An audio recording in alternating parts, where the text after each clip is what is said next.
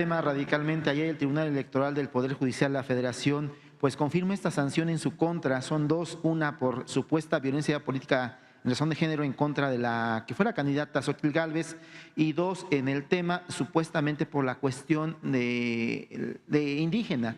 Mencionaban, si no mal recuerdo, 7, 8 veces que usted en la conferencia matutina pues efectuó observaciones o señalamientos directos hacia estas dos condiciones de esta ex candidata presidencial. Es preguntarle su opinión y también, obviamente, también su punto de vista respecto a que no hay sanción en el caso del Tribunal Electoral hacia la figura presidencial. Únicamente se queda en un exhorto, en un llamado. Es preguntarle su opinión al respecto y también, ya para finalizar y también para que mi compañero Pedro pueda preguntar sus temas, pues es preguntarle cuándo va a firmar el convenio para lo que tiene que ver con la cuestión de que uno se pueda atender tanto en el IMSS como en el ISSSTE como en cualquier otra institución. Le comentaba mi caso, yo me atiendo en el sistema de salud pública, a mí sí me interesaría, como a muchas personas, de que me sigan atendiendo en mi centro de salud, que me atiendan mis dientes cada 6 meses, que me atiendan cuando me enfermo, pero ahorita no lo puedo hacer. ¿Por qué? Porque te metes a la página del IMSS, si pones tu CURP te dice, usted está siendo atendido por otro sistema de salud, no puede accesar a su centro de salud, que lo tengo a 2 cuadras de mi casa. Es el caso de muchas personas en el país, que yo prefería atenderme en mi centro de salud como me sigo atendiendo y mantener el tema del esquema del IMSS, que lo tengo por el tema de estar aquí en el esquema de presidencia, que a los que no tenemos una cuestión de prestaciones nos otorgan el seguro social. Pero sí sería preguntarle si se va a hacer el convenio, cuándo lo va a firmar. Y no es nada más mi caso, es el caso de muchas personas que estamos cerca de una clínica que no a lo mejor es nuestro IMSS, es el ISSSTE o es salud, y que nos queremos seguir atendiendo ahí nuestras enfermedades, no viajar en mi caso de San Pedro a Tocpan a lo que es Cuapa, hora y media, perder hora y media de trayecto o hora y media de regreso, más la atención médica. Es preguntarle justamente eso y también lo del Tribunal Electoral, por favor. Muchas gracias, presidente. Sí, mire, lo del Tribunal Electoral, que hay varias instancias, esto entiendo todavía se va a una última instancia. Hasta ahora lo que han resuelto no tiene ningún fundamento. No es que no puedan castigarme por ser un asunto administrativo, es que sencillamente, claramente, están mintiendo, están falseando la realidad, no tienen prueba. Seguramente estos magistrados son del bloque conservador, porque así era antes. Todos estos organismos estaban manejados por conservadores, por reaccionarios, por gente que llegaba ahí recomendada por los que se sentían dueños de México. Hay excepciones, pero por lo general están cundidas las instituciones de gente que tiene un pensamiento conservador y servil, porque no hay pruebas de nada.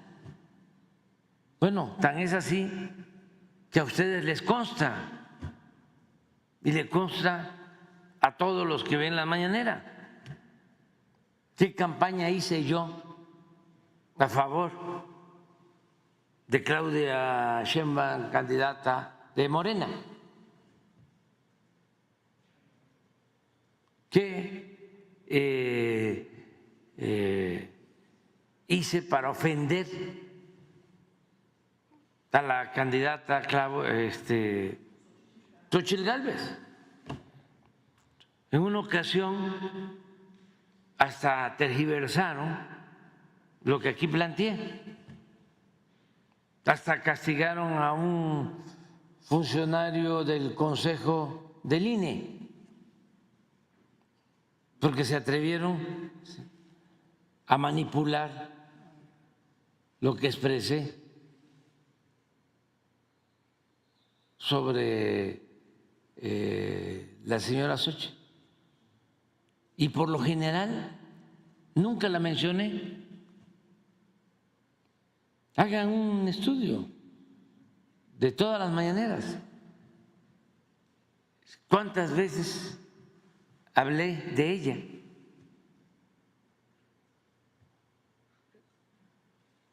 Ahora, estos magistrados mentirosos, corruptos, sostienen que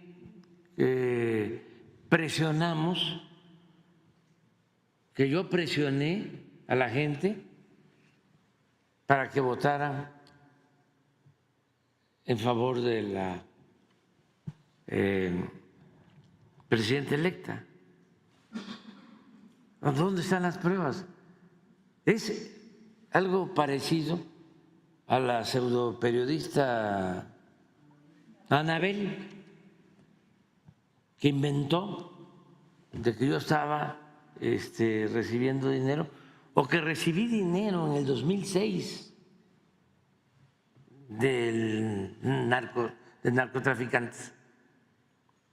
Esto aparejado a una campaña difundida en Estados Unidos desde enero de este año, en donde participaron estos periodistas famosos, el Tim Golden, premio Nobel del periodismo, nada más para que vean la decadencia en que están los medios de información, mejor dicho, de manipulación, no solo en México, en el mundo, con honrosas excepciones. Pero por lo general los más famosos son los más calumniadores, los más deshonestos, y hasta los premian. Este señor hace un reportaje y viene, difama por consigna, utiliza información de la DEA falsa y se va. Y le estoy pidiendo, porque tengo derecho a hacerlo, además, no solo es Andrés Manuel López Obrador, es el presidente de México, es la investidura presidencial y tienen que respetar. Y si no tienen pruebas, ¿cómo calumnian? La política, el periodismo tienen que ver con la ética.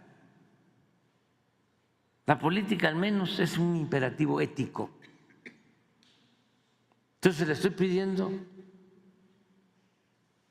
y no me ha contestado.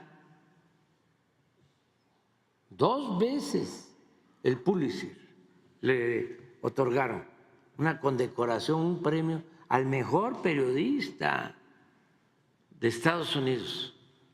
Y si es el mejor periodista de Estados Unidos, se lee de que es el mejor periodista del mundo,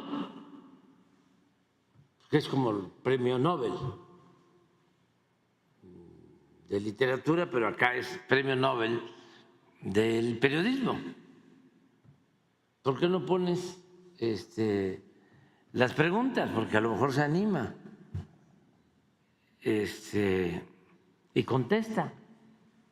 ¿Dónde estabas? Las preguntas a Tim Golden, cuando te pidieron que hicieras el reportaje en contra mía. ¿Cuánto tiempo te llevó escribirlo?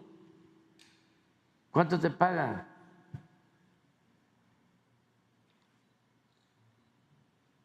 Si eres periodista de base o te pagan por reportaje, por encargo,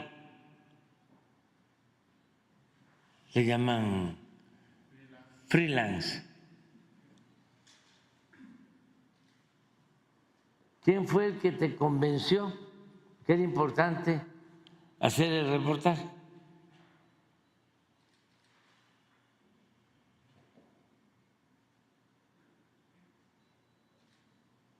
¿De dónde obtuviste la información?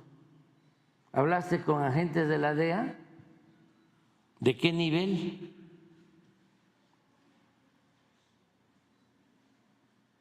Ya sé que no puedes revelar tus fuentes, pero nada más que nos digas si tu información proviene de agentes de la DEA, de funcionarios medios o de directivos principales de esa agencia.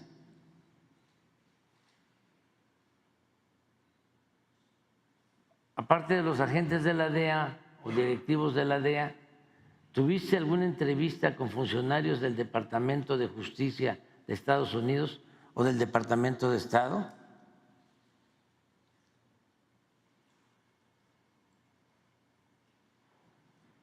Aquí en México, ¿a quién consultaste? ¿Tienes pruebas de que el presidente de México está vinculado al narcotráfico?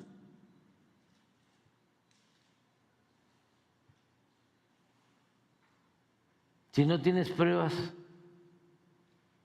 ¿podrías ofrecer una disculpa pública?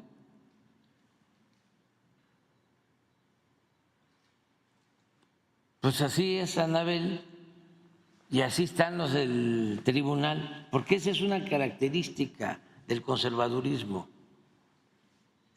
Para los jóvenes, 3 cosas. Es lapidario, pero ayuda mucho a entender cómo son los conservadores. Los caracteriza primero el que son muy hipócritas. Esa es una característica. Su doctrina es la hipocresía.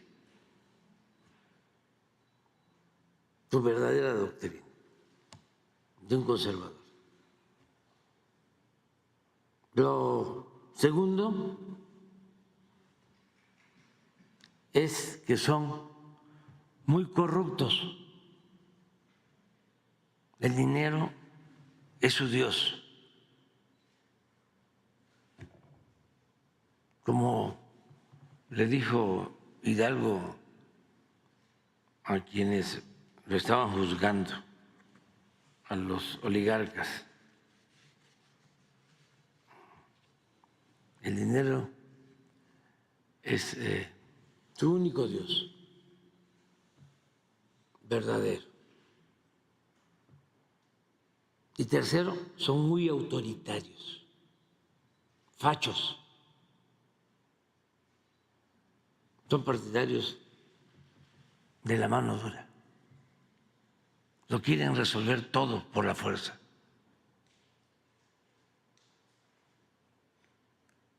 Entonces es una corriente de pensamiento que ha existido por los siglos de los siglos. No es algo nuevo. Entonces se mantiene, pero son como sus elementos, características, ¿no?, más importantes para identificarlos. Hipócritas, corruptos y autoritarios. Esto es, desde luego, sin matices.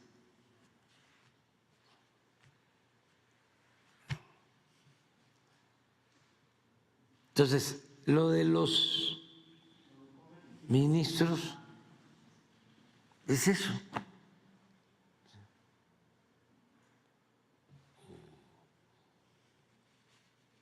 Y ojalá y todo esto vaya cambiando, ¿no? Es que dominaron por mucho tiempo.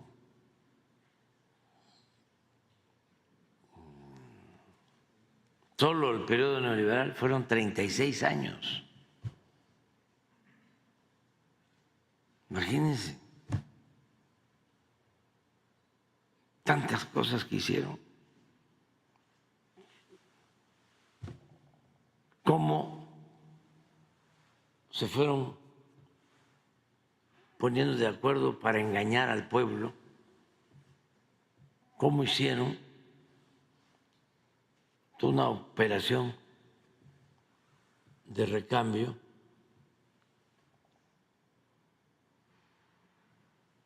de manipulación para hacer creer de que eran distintos un partido y otro, para no mencionarlos.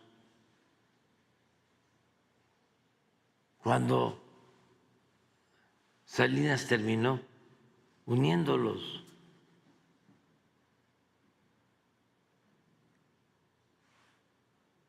y todavía la gente creyendo de que eran distintos y se peleaban por una presidencia municipal, hasta por una gobernatura.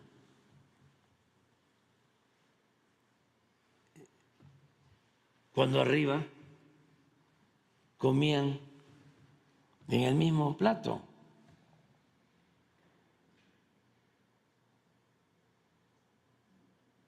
Y cómo empezaron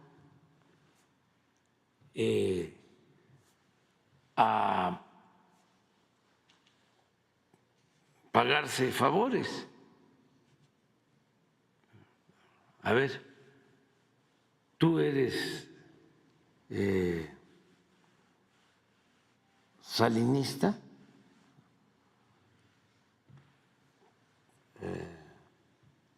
pero estás en otro partido, a ti te ayudamos.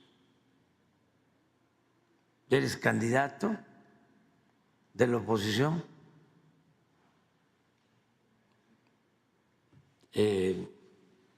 pero estás con nosotros, te vamos a dejar pasar. No te vamos a regalar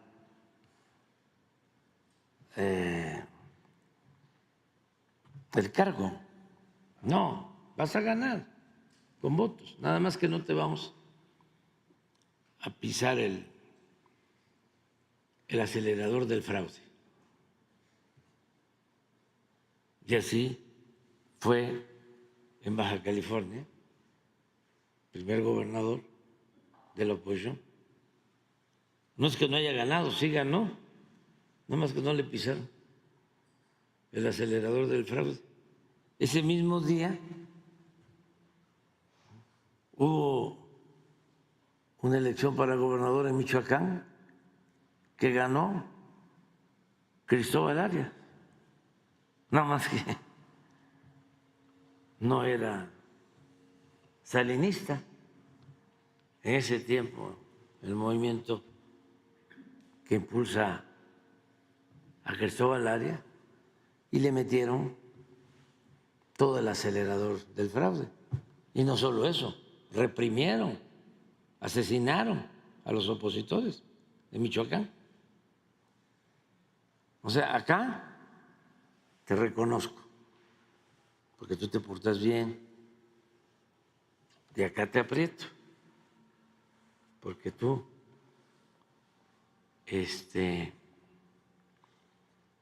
no te alineas. Las llamadas concertaciones. Y luego, a ver, para que nos apoyes en la política económica, que significa entregar los bienes del pueblo y de la nación a particulares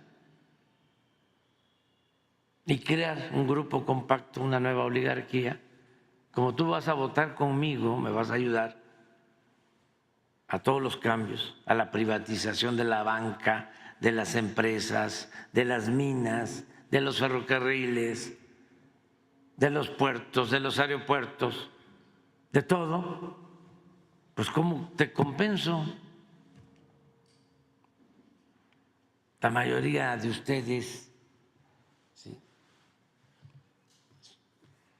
tienen mucha influencia en las escuelas de derecho, son abogados.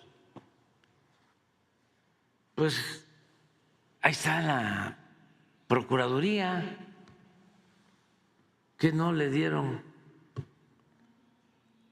al PAN la Procuraduría en la época de Zedillo.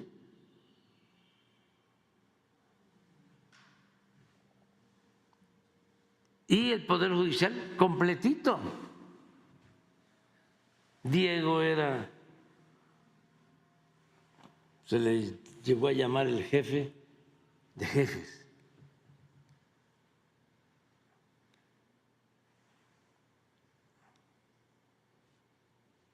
Y otras cosas que no digo porque se enoja mucho.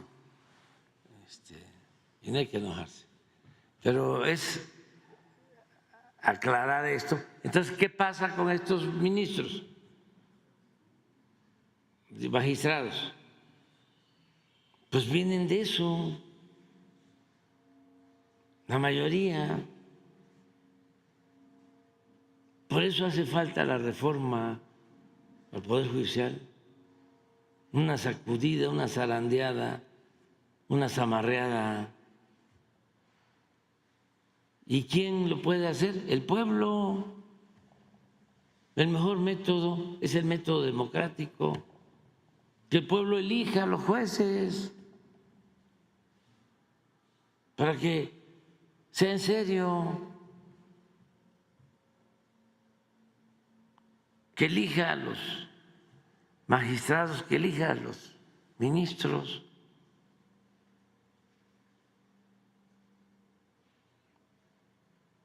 Que no sean las élites. Yo recuerdo que cuando iban a elegir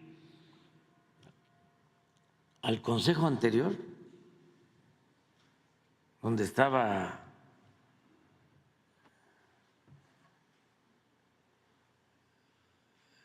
Lorenzo Córdoba, estaba yo de opositor, de candidato o precandidato. Ya ven que fui algún tiempo, ¿no? 3 veces candidato. Estaba yo en un pueblo, me acuerdo, en Tantoyuca, Veracruz, y grababa porque ya empezaban a ver las redes, ya se empezaba. Como nos tenían bloqueados, y iban a nombrar a ese consejo. Creo que eran 7 entonces. ¿Siguen siendo 7? 9. Sí, no sé si 7 o 9, pero el caso es que les dije antes de que los nombraran, les aseguro, si eran 7, que van a ser 3 para un partido, 3 para otro partido y 1 para un partido menor. No, pero eso es ahora. ¿Siempre? Sí, en ese entonces.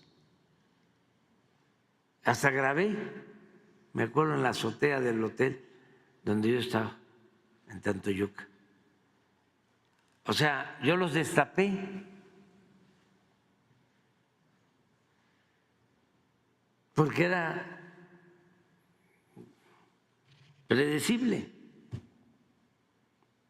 Hacían sus enjuagues arriba, a ti te tocan tanto, a ti te tocan tanto. ¿Cómo va a ser eso? Mejor que la elección del pueblo, que los elige el pueblo. Sí.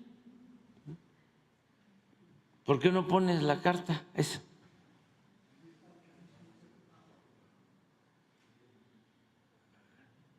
Eso es lo que no quieren en el caso del Poder Judicial.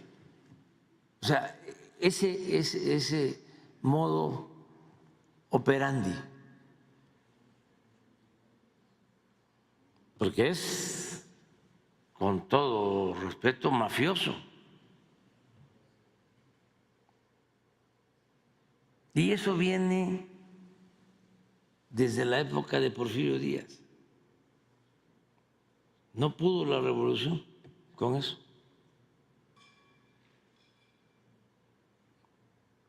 Cuando Porfirio Díaz,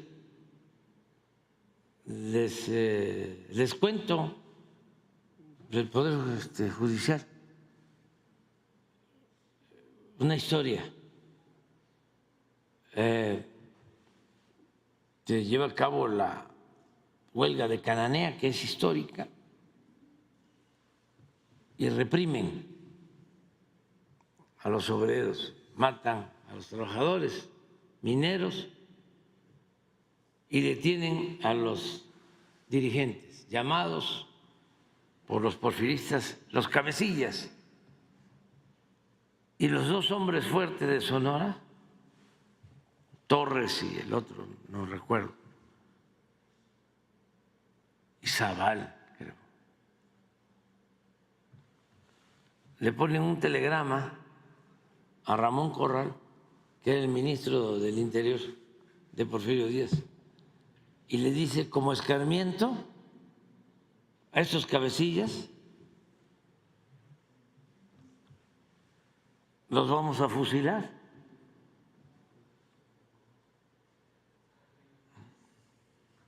Uno era Vaca Calderón y otro no recuerdo, pero era un dirigente de Jalisco. Entonces Ramón Corral, que era muy reaccionario, pero no tan tonto como aquellos, les dice, no, se va a hacer un escándalo. De por sí, estamos hablando de la represión de Cananea, si los fusilan. Y le dice Ramón Corral, les voy a mandar mejor un juez. Y él los va a juzgar.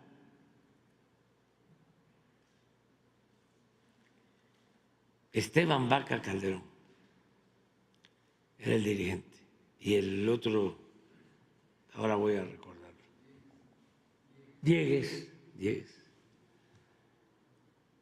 Y mandan al juez. ¿Quién era el juez? Señor Sodi. Por ahí está. Sodi. Mandaron. Claro, la condena, ¿no? Llevaba consigna a San Juan de Ulúa, a Vaca Calderón y a Diegues. Entonces estuvieron ahí en San Juan de Ulúa desde 1906 hasta que triunfa la Revolución Maderista, 1911. Salieron vivos de milagro de la cárcel. Pues, ¿qué creen que pasó con ese juez después, al poco tiempo? Llegó a ser presidente de la Corte.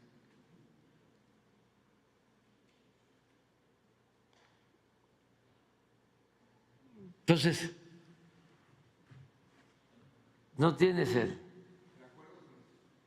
mire el acuerdo político electoral Coahuila, para recordarlo, ¿no? Que ni siquiera tiene mucho tiempo. ¿Cuándo fue?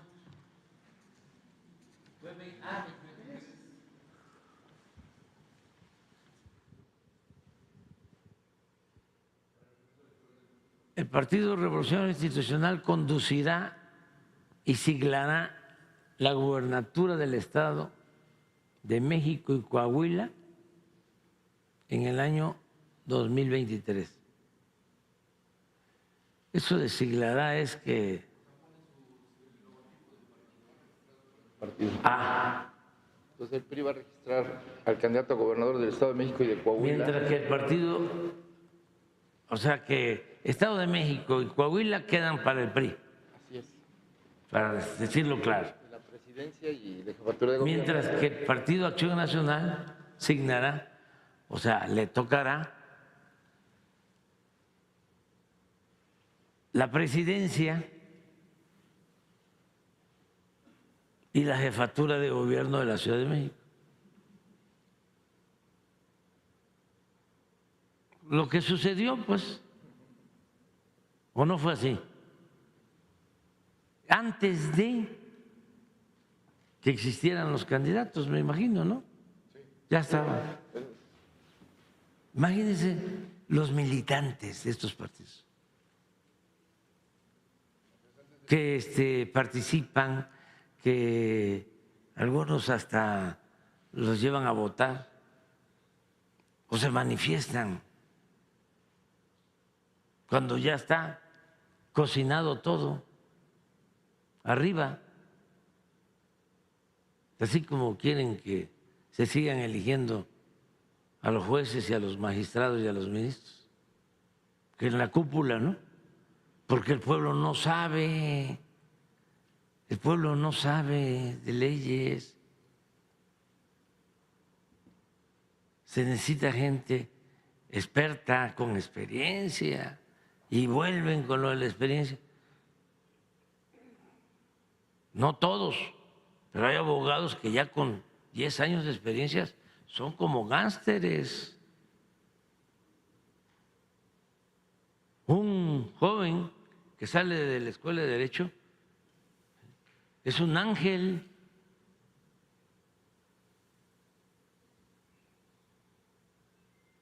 De una mentalidad abierta, fresca, quiere hacer justicia. Ya cuando pasa el tiempo en un régimen corrupto, como era antes, ya aprendieron, pero a transar. Entonces, eso es lo que está a cambio. Distritos electorales,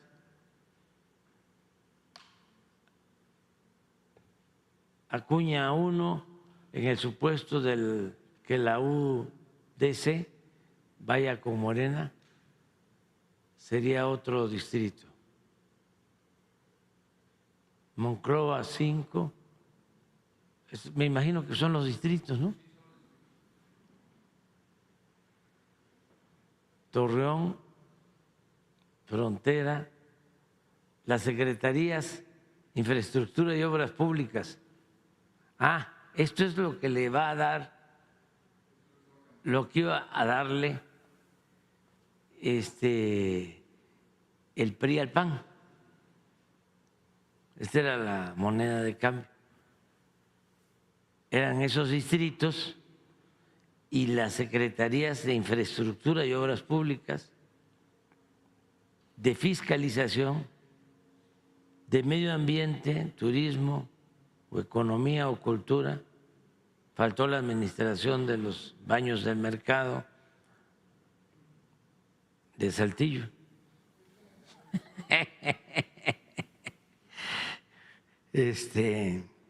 Porque hasta allá llegan. ¿Sí?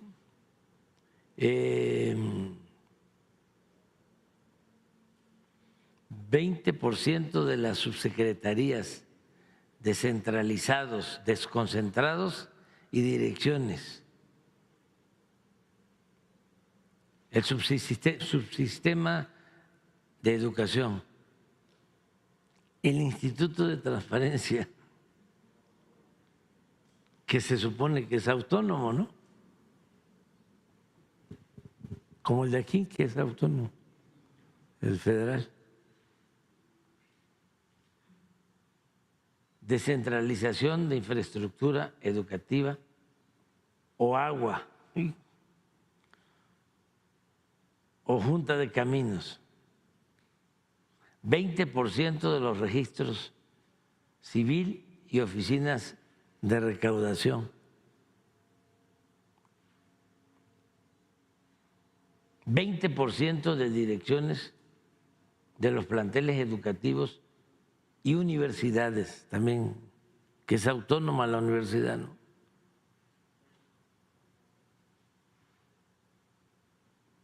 6 notarías.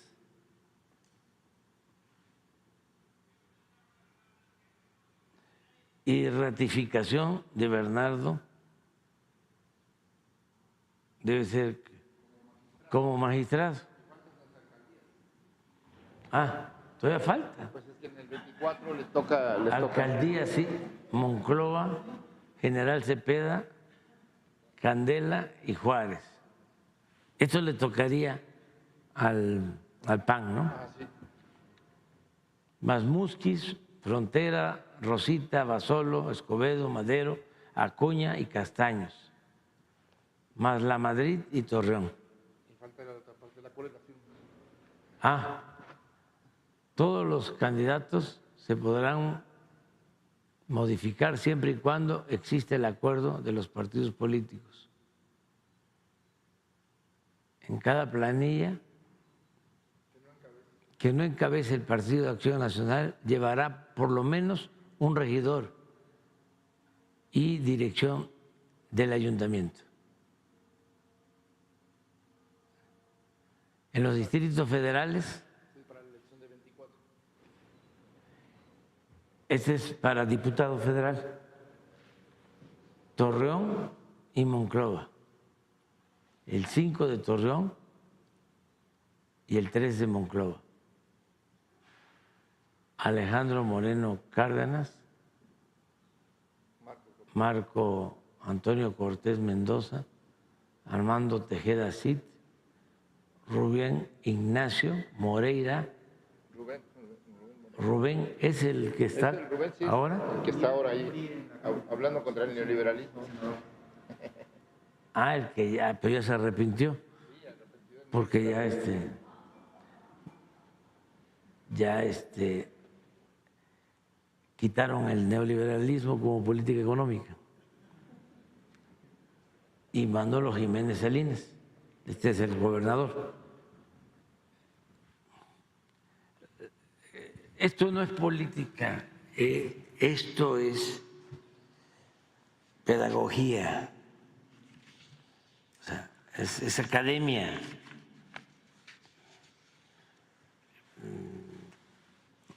No hay que pelearse con nadie, no hay que tener enemigos, adversarios, pero no enemigos. O sea, es nada más ir aclarando por los jóvenes, para que se acabe con la simulación. Y decía yo que todo esto viene del porfiriato, que era el gran maestro, Porfirio Díaz, de la simulación. Nunca dejó de informar. Bueno, él estuvo 30 años y 4 su compadre, pero en el tiempo que él fue presidente, los informes eran semestrales. Nunca dejó de informar. Nunca se dejaron de hacer elecciones. Se respetaban las formas, pero se violaba el fondo, la Constitución. Se respetaba en la forma y se violaba en el fondo. Donde aparecen cosas sobre lo que realmente era, porque era un gran simulador, y él fue el creador de este régimen que está finalizando, ¿no? Que está ya en franca descomposición y decadencia. Todo eso que estamos viendo, pues es parte de eso. Pero él fue el creador y duró mucho el régimen, donde se le descubre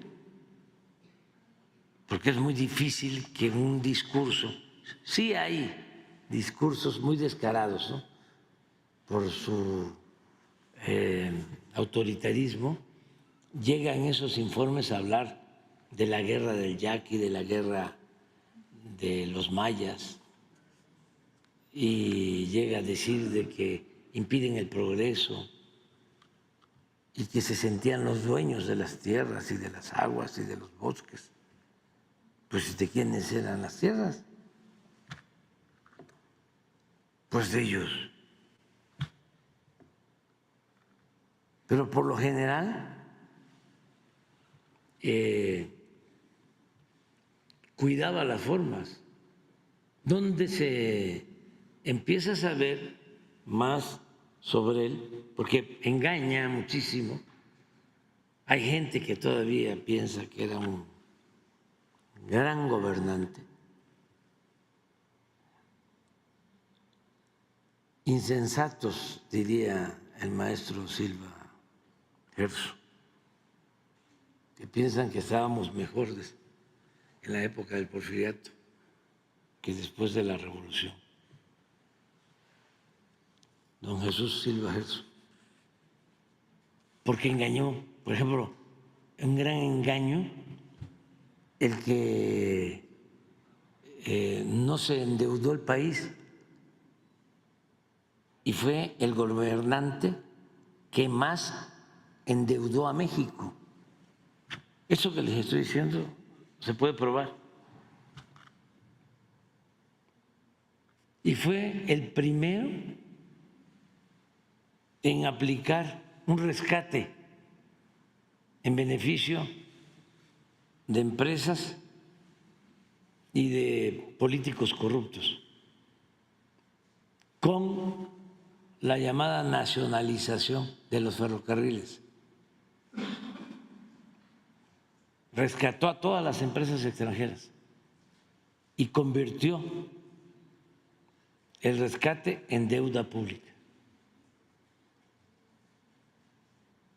Todas las empresas ferrocarrileras que les habían entregado concesiones y subvenciones para construir los ferrocarriles, de repente las compra el gobierno, compra todas las acciones.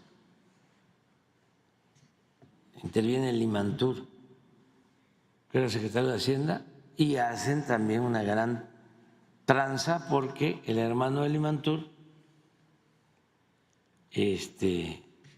pues tenía información privilegiada, sabía que se iban a comprar las acciones, solicita un crédito, se lo otorgan y compra acciones en Nueva York que no valían nada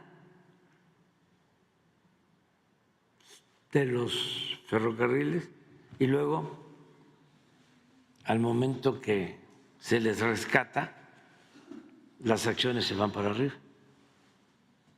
De los grandes, jugosos negocios. Pero la idea de la gente, o de algunos, ¿no?, que defienden el porfiriato es: no hubo deuda y muchísima corrupción, muchísima. Estaban los funcionarios en todos los consejos de administración de las empresas petroleras y de las compañías mineras. Pero ¿dónde es que se conoce más? En su archivo, que la familia lo entrega a la UNAM y luego, como no lo trabajan, no lo ordenan, llega a la Universidad Iberoamericana y empiezan a ordenarlo. Y no sé si siguieron ordenándolo porque lo pararon. Cuando se empiezan a encontrar los archivos, los telegramas, porque decía una cosa y hacía otra. Entonces ahí está en esos archivos el telegrama de Mátalos en caliente. Públicamente, la ley es la ley. Pero nunca pensó, creo, que su familia, también a lo mejor su familia, no valoró lo que estaba entregando, ¿no? Y ahí en los archivos, pues, se encuentran cosas. Le consulta, por ejemplo, un gobernador de San Luis Potosí, que eran hermanos, se pasaban la gobernatura entre un hermano, creo que uno se llamaba Pedro y otro Pablo. Búscalo a ver si está por ahí. Eran los mismos. Cuando no era Pedro, era Pablo. Y le pide un consejo, dice, tengo un periodista, dice que me tiene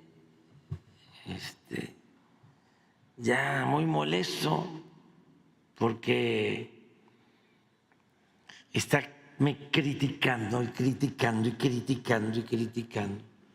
Dice, y los jueces no ayudan, le pido un consejo, porque lo meto a la cárcel y sale y sigue criticándome. ¿Cómo le hago? Le escribe Porfirio. Todo esto lo pueden encontrar en el archivo de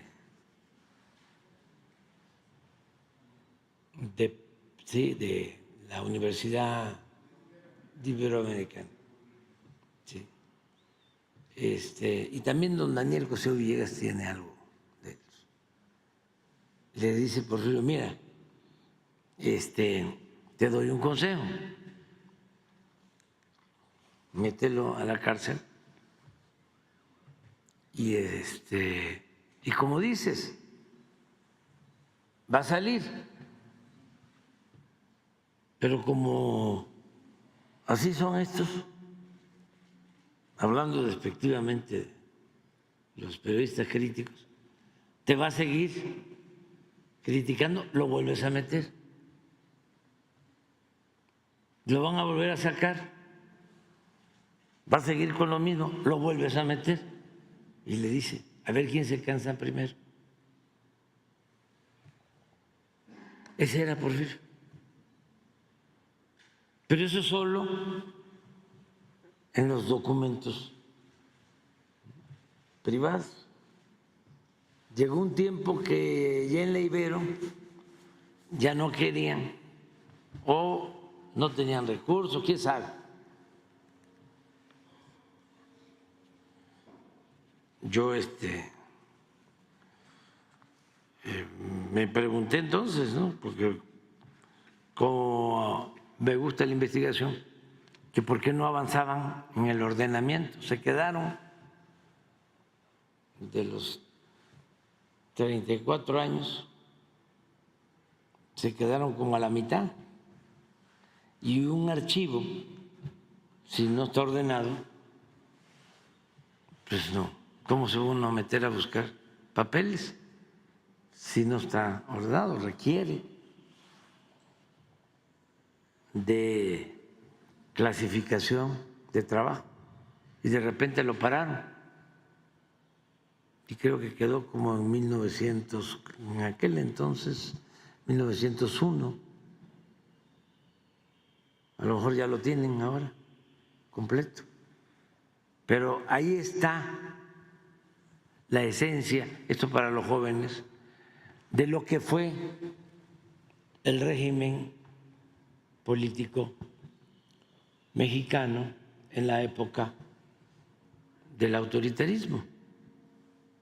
Pero no solo de Porfirio, porque vino la revolución y a pesar de que fue profunda, no pudo con eso.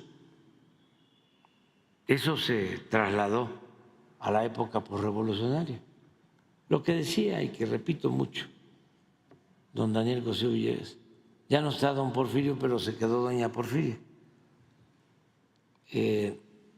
Esas prácticas, que son todavía estas. De ahí viene. Porfirio creó el tapado cuando sacó a su compadre, Manuel González. ¿Por qué fue el tapado? Porque habían 5 o 6 que querían, como acababa de llegar con la bandera de la no reelección, no podía a la primera cambiar la Constitución. Entonces tenía que poner a alguien. Entonces empiezan las especulaciones y surge el tapado. Nadie hablaba nada hasta que se da la línea y empiezan a llegar los telegramas, ¿no?, de todos los estados. Aquí todos estamos con Manuel González, aquí todos estamos con el Manco, ¿no?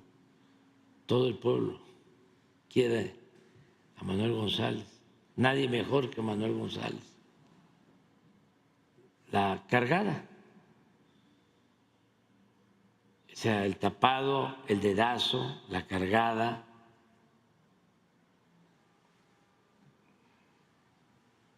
el besamano, que venían aquí al Palacio, los sectores, a pedirle de cada 4 años que siguiera adelante, ¿no?, que se siguiera sacrificando por el bien del país, porque si no, se iba a perder el progreso y la paz. Y ahí se sacrificaba cada 4 años. Y así lo decía. Me lo piden y voy a seguir adelante. Pero todo eso, o sea, está relacionado con esas prácticas. Entonces, ¿por qué no elige el pueblo? ¿Por qué? ¿Que no estamos en la era de las comunicaciones? ¿Que no están las redes sociales? ¿Que no hay televisión pública, radios públicas? ¿Que no tiene medio de comunicación el Poder Judicial para que hablen todos los candidatos y se expresen y se sepa quiénes son y qué han hecho, y que ya después el pueblo decida libremente?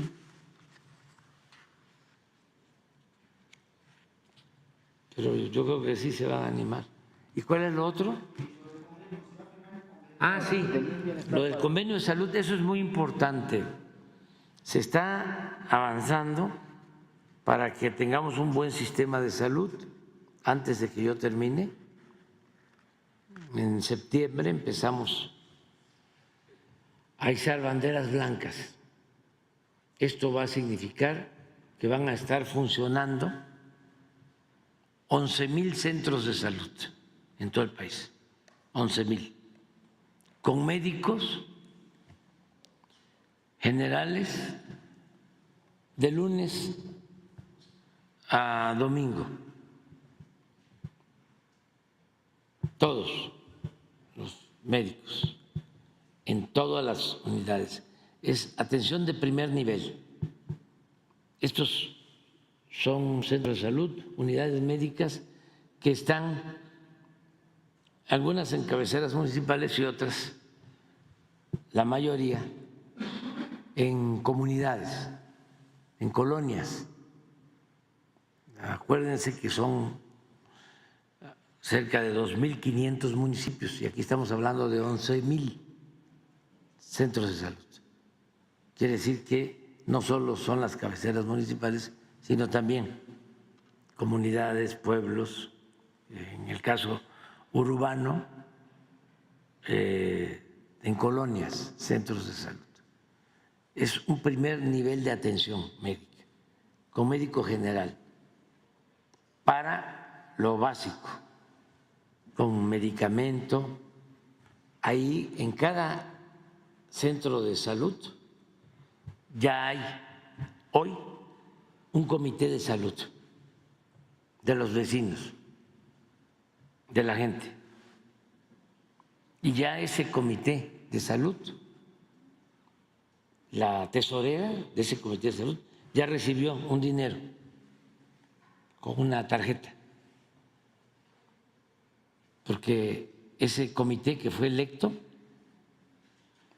con ese dinero, con ese presupuesto, va a mejorar la situación del centro de salud. Ellos van a decidir qué hace falta y van a tener, en el caso de lo médico, lo básico, que no falte el alcohol, que no falte el algodón, las jeringas, o sea, pero también pueden resolver sobre pintar, arreglar, construir un anexo, una barda. Es directo ya el recurso. Ya se entregó a los 11,000 comités. Luego viene un segundo nivel de atención, que son más de 600 hospitales. Estos tienen especialidades. Entonces, todos esos hospitales, igual, médicos y especialistas. Medicina, ya estamos en el caso del ISSSTE, pasando el 90% de recetas surtidas en el ISSSTE. Y se va a tener también hospitales de tercer nivel. Por ejemplo, los institutos nacionales de salud ya van a pertenecer, ya pertenecen a este sistema. Todo gratuito.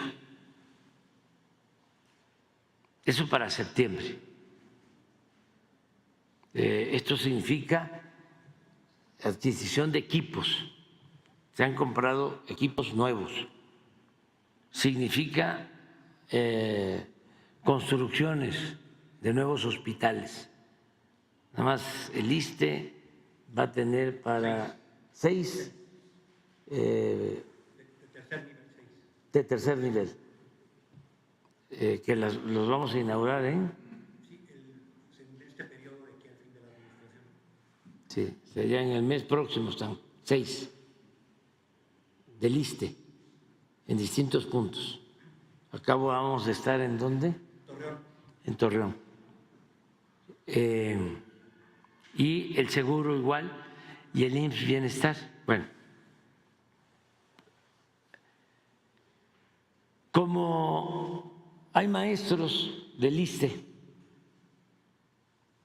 que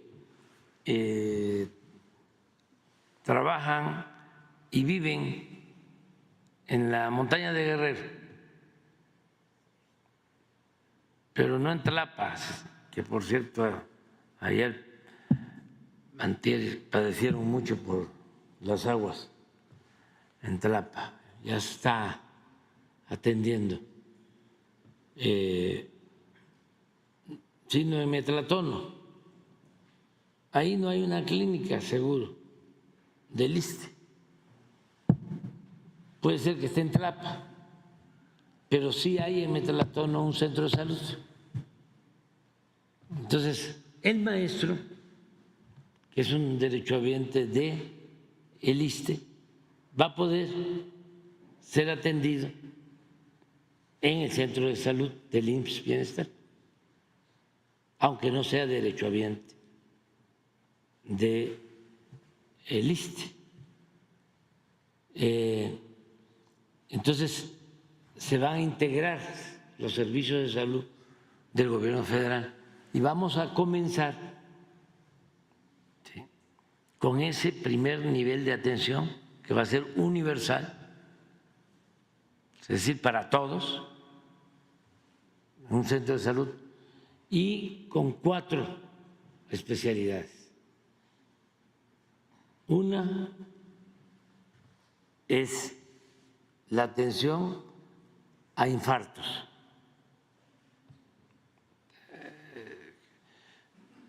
Un infartado puede ser atendido en un hospital del ISSSTE, un hospital del Seguro, un hospital del IMSS Bienestar. Esa es una, en lo específico. 2, diabetes, lo mismo, para la atención a diabéticos en todo el sistema hospitalario. 3, cáncer. Y 4, urgencias. Eso es lo que vamos a firmar. Ese es el primer paso. Pero ya con el cambio, esto lo va a decidir la presidenta electa, ya si se tiene esa estructura,